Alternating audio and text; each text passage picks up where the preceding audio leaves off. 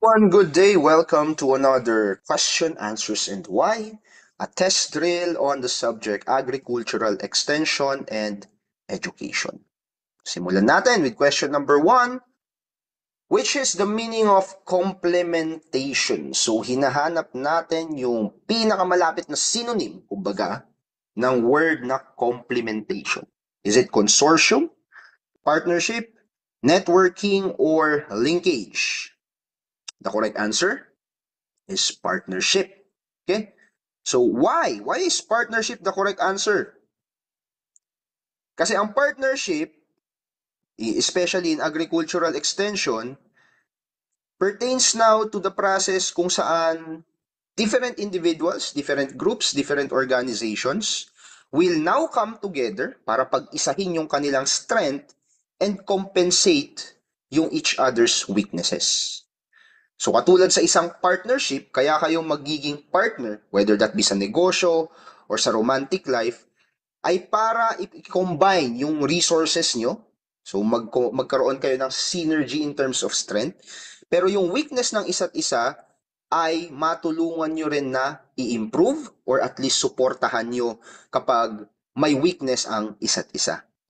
Kaya ang partnership, yun yung pinaka malapit. Ang partnership is the closest synonym for the word complementation. Okay?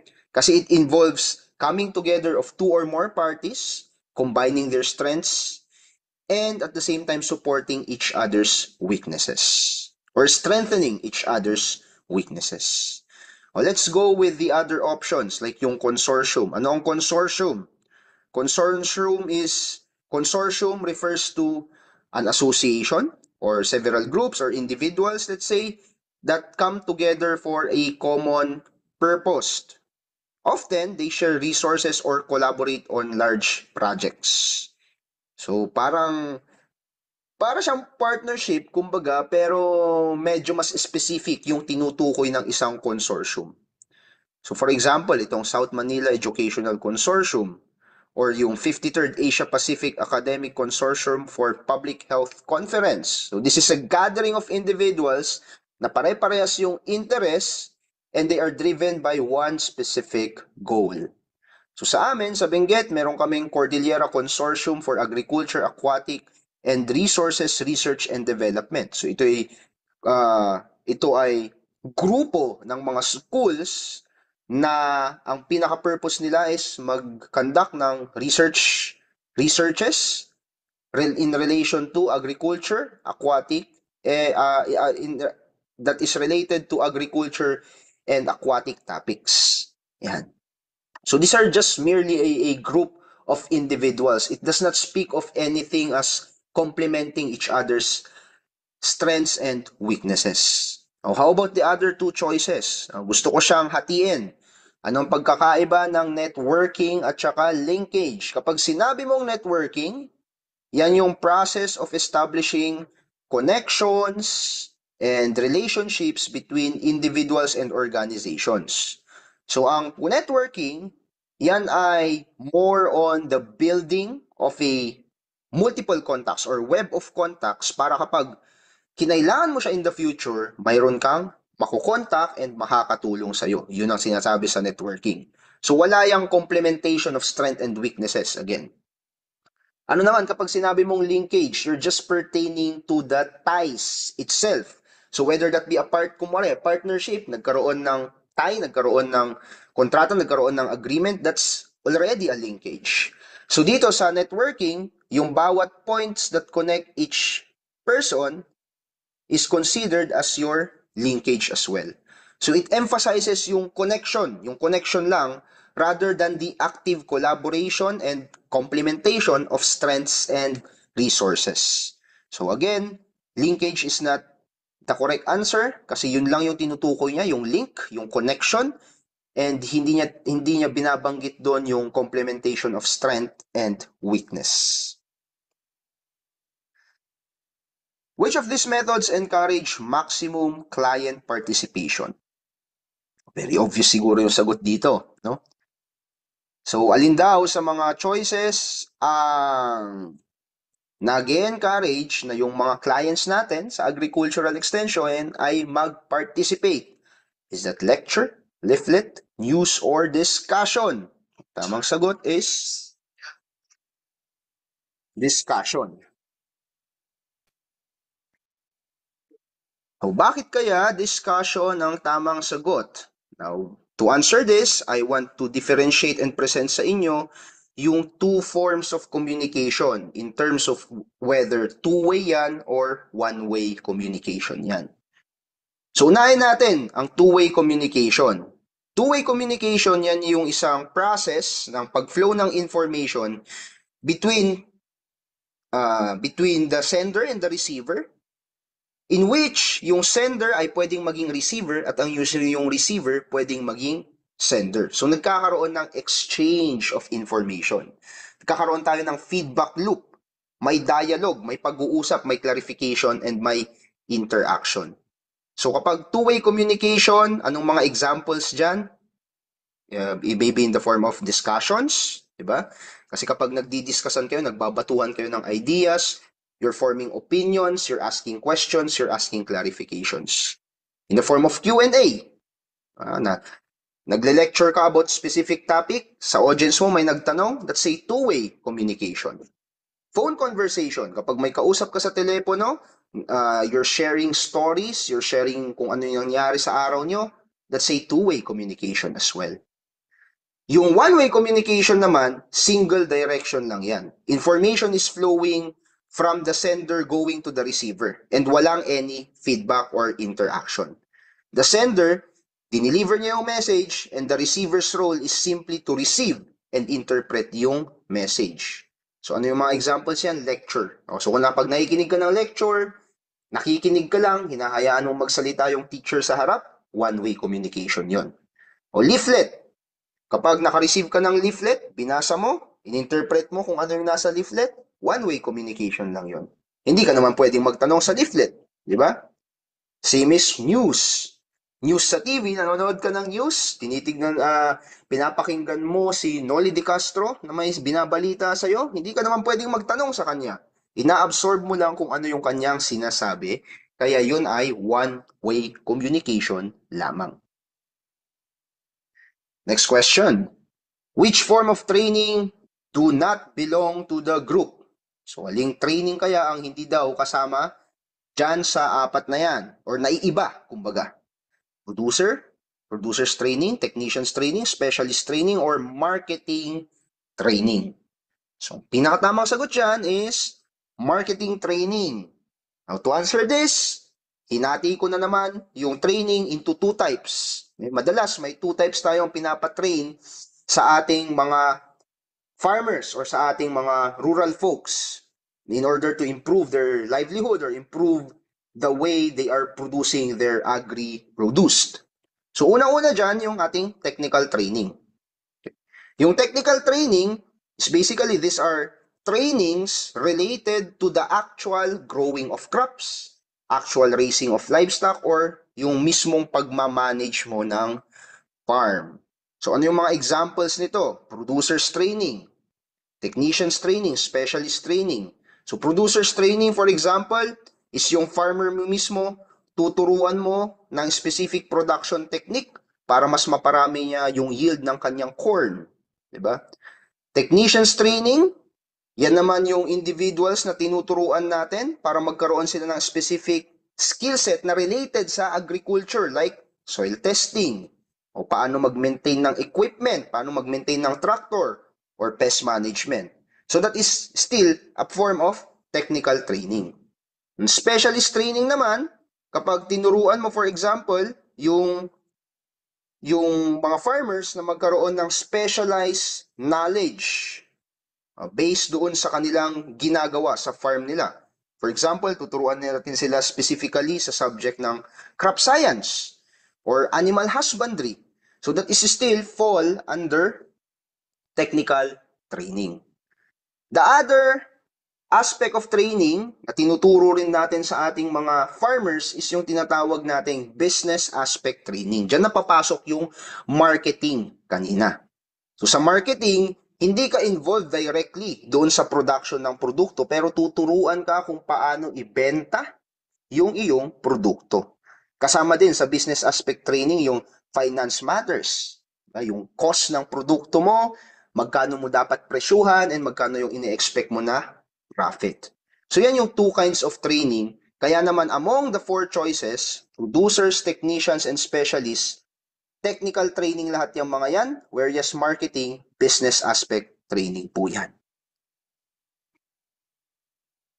Next, which of the following demonstrates livelihood security? Is it ownership of agricultural land being operated? Sustained relationship between your landowner and tenant? Permanency of employment as household help or household maid?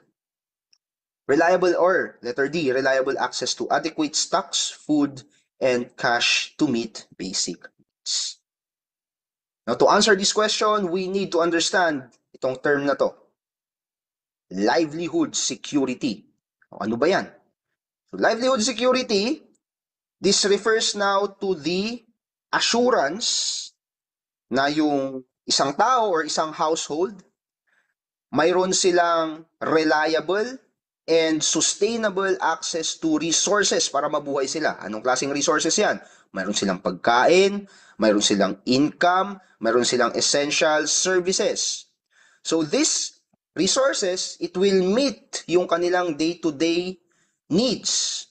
And at the same time, kung sakaling nagkaroon man ng sakuna, nagkaroon ng, let's say, typhoon and nasalanta sila, hindi sila mauubusan ng mga basic needs na to.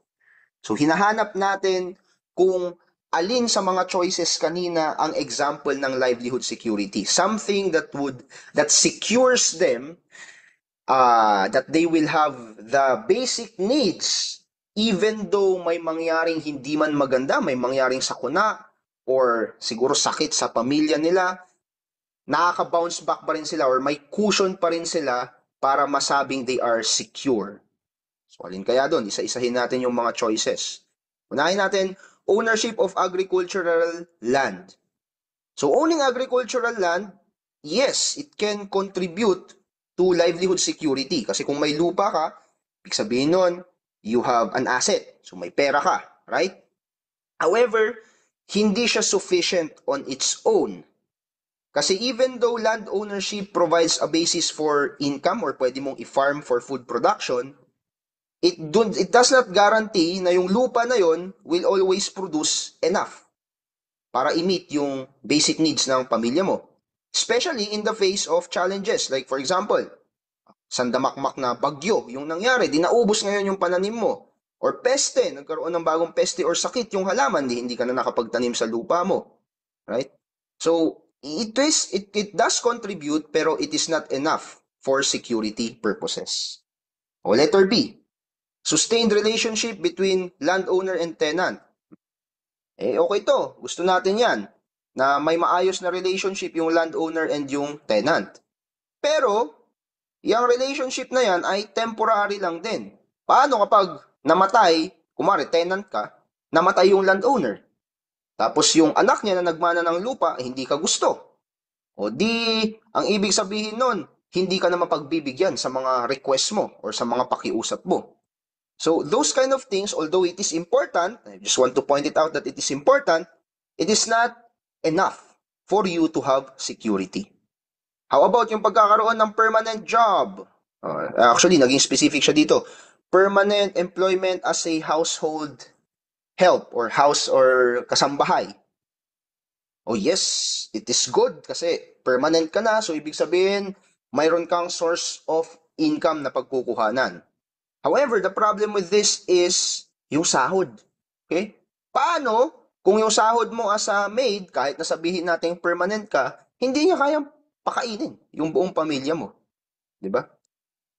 So, hindi ka secure. At the same time, paano kung permanent ka nga, pero permanent rin yung sahod mo? So, kapag nag-evolve yung needs mo, hindi sumasabay yung salary mo. So, yun yung mga argument against letter C naman. So, given that A, B, and C is wrong, ang pinakatamang sagot na is letter D. Okay? Itong option na to, it encapsulates yung essence ng livelihood security. Kasi kino-cover niya yung lahat ng aspeto that would ensure a stable and sustainable life. O ano yung kino-cover niya? Mayroon kang reliable access to stocks. So mayroon kang stocks na gagamitin mo, stocks or food, cash to meet your basic needs. So ibig sabihin yan, even though kahit na may economic downturns, umina yung ekonomiya, nagkaroon ng natural disasters or health crisis, mayroon ka pa ring pagkukunan in terms of nutrition, in terms of bahay mo, education mo, and healthcare mo. So that is why this one will provide livelihood security. Okay? Security. Next question. Which of the following is not a level of communication? Broadcasting information via radio is not a mass level. Which of the following is not a mass level of communication? Broadcasting information via radio, TV plug on pests and diseases, so TV segment on pests and diseases, conducting results demo in a community or distribution of leaflets to rural people. Now, to answer this question, I need to distinguish two forms of communication again. And the two forms of communication na gusto kong i-differentiate is yung tinatawag nating mass communication and interpersonal communication. Unahin natin ang mass communication. Ang mass communication refers to the communication kung saan yung information is being disseminated to a very, very large audience simultaneously. So ano yung mga ginagamit natin dyan? Radio, TV, newspapers, leaflets, or the internet. Ang pinaka-goal ng mass communication is to inform, educate, or influence the public. And during this time, sa mass communication, one way lang ang communication na to. Ibig sabihin, nagpo-promote, nagdi-disseminate lang tayo ng information sa mga audiences, and yung audiences na yun has no way of communicating back to us. So, kailangan basahin nila yung information, panoorin nila yung information, and i-interpret nila yung information. O how about interpersonal communication naman? Ito yung kind of communication na more personal, okay? More direct, face-to-face communication between two or more people. So unlike sa mass communication na designed para i-hit yung napakaluwang and napakalaking audience, ang interpersonal communication ay interactive, they are personal, and typically involve a small number of participants. Dahil face-to-face yan and you want interaction and direct participation, mostly ng mga participants dyan, konti lang. Ano yung pinoprovide ng interpersonal communication? It allows immediate feedback. So habang nagsasalita ka, pwedeng merong magtanong, pwedeng mayroong mag-share ng kanilang opinion, at saka yung mensahe na sinasabi mo sa kanila ay directly tailored on their experiences. So medyo deep yung level of engagement dito kasi kumbaga kinakausap mo sila as an individual rather than as a group na part or na style ng mass communication. So anong mga examples ng interpersonal communication? Na-discuss natin to kanina, yung discussion, isa yan.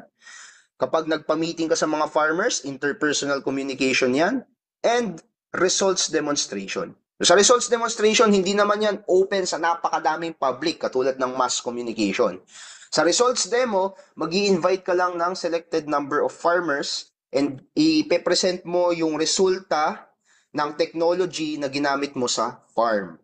So habang pinipresent mo yon, you are also encouraging the farmers to ask questions, you are encouraging them to share their experience, na magbigay ng feedback habang pinipresent mo yung results ng iyong demo. Kaya, ang tamang sagot dyan, not a form of mass communication is conducting a results demonstration in your community.